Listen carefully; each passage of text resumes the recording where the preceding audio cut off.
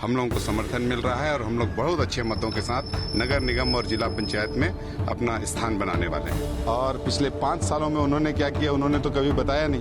अपने 5 साल का हिसाब तो उनके पास है नहीं। मेडिकल कॉलेज है सरगुजा का, उसकी स्थिति आप देख लीजिए। और जैसा बताए कि देश में अभी हमारे भारत में डबल इंजन की नहीं, ट्रिपल इंजन की सरकार होगी। जनता हमारे सभी विधायकों को, सरगुजा संभाग के सभी विधायकों को बहुमत के साथ जिताई। प्रदेश में निकाय चुनाव के साथ साथ पंचायत चुनाव की जो सरगर्मी है वो भी काफी तेज है। आप देखिए कि जो जिला पंचायत के चुनाव लड़ने के जो भाजपा के प्रत्याशी हैं वो एक साथ दलबल के साथ नामांकन दाखिल करने पहुंचे हुए हैं और इनका लीड कर रहे हैं जिले के जो जिला अध्यक्ष हैं भारत सिंह सिसोदिया जी। भारत जी, किस तरह की तैयारी में भाजपा और पूरी महिलाओं की टोली दिख रही है आपके साथ? महिलाओं को आरक्षण से अधिक हम लोगों ने सीटें तय किया है। जो आरक्षण में भी हो सकता था उससे भी अधिक दिया गया है और हम लोगों के तरफ से महिलाओं को प्राथमिकता दिया गया। नारी सशक्तिकरण का दौर चल रहा है। इस दौर में मोदी जी और विष्णुदेव साय जी की सरकार के द्वारा महिलाओं को सशक्तिकरण की दृष्टि से जो मुझको लगता है कि इस बार भी नगर निगम में भी और जिला पंचायत में भी नारी शक्ति आपको देखने के लिए मिलेगी। किस तरह की तैयारी में हैं आप? कितने प्रत्याशी जीतेंगे? क्योंकि जिला पंचायत अध्यक्ष उपाध्यक्ष की जो कुर्सी है वो आप ही के पास रहेगी या फिर कुछ कांग्रेस को भी देंगे आप?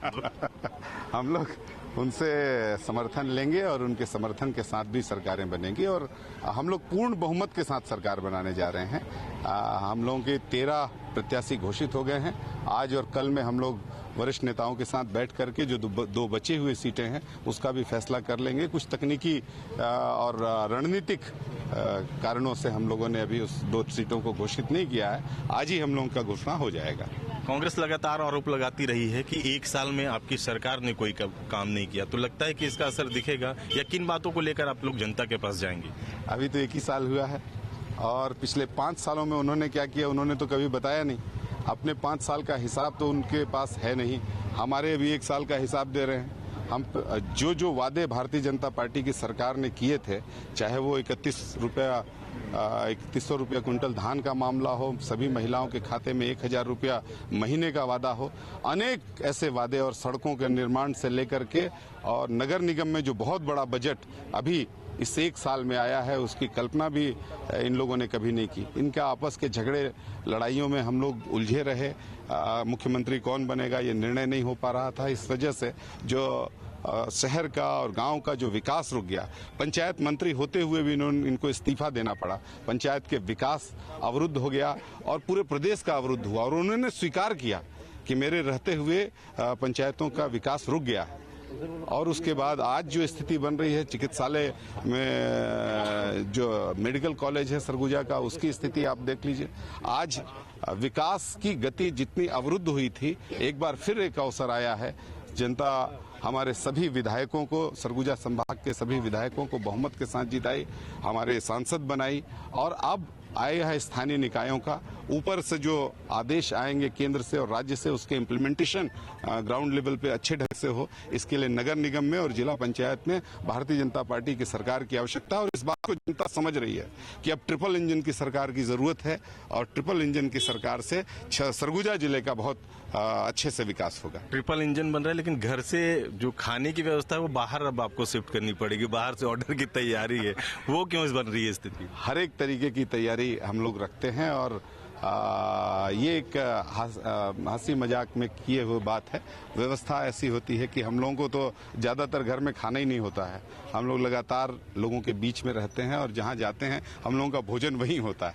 भारतीय जनता पार्टी हमेशा चुनाव के लिए तैयार रहती है और चुनाव की ये स्थिति और जिस प्रकार का जनता का हम लोगों को समर्थन मिल रहा है और भारतीय जनता पार्टी के पक्ष में जिस प्रकार का वातावरण है, आज इस नामांकन रैली के दौरान देखने के लिए मिला।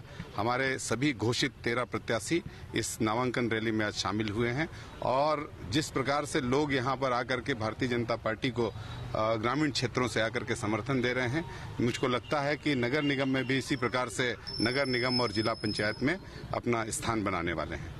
आपके साथ जो टेंशन बढ़ा है कि टेंशन कम हो गया? टेंशन कम हो गया है। पार्टी का जो निर्देश है वो कर रहे हैं और अभी प्रबोध भैया बता रहे थे, स्विगी का ऑर्डर कहाँ से होगा।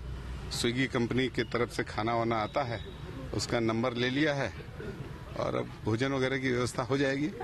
एक आरोप कांग्रेस की तरफ से है कि लगातार भाजपा ही आरोप लगती रहती थी कि परिवारवाद है। इस चुनाव में भाजपा पे आरोप लग रहे हैं कि परिवारवाद देखने को मिल रहा है। देखिए, कार्यकर्ता महत्वपूर्ण होता है और जो पार्टी की सेवा करता है, पार्टी का काम करता है, वही महत्वपूर्ण है।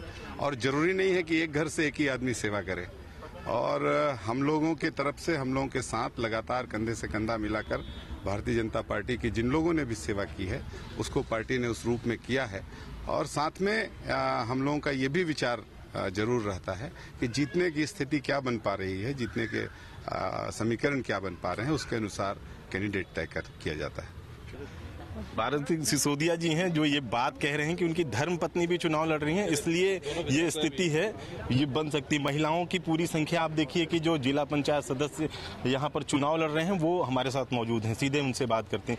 ये बताइए कि किस तरह की तैयारी में तमाम जो महिलाएं हैं वो आपके साथ दिख रही हैं, कितना चुनौती लग रहा है? पहली बार आप लोग चुनाव लड़ रहे हैं। देखिए, पहली बार, मेरा तो अनुभव पहली बार ही है।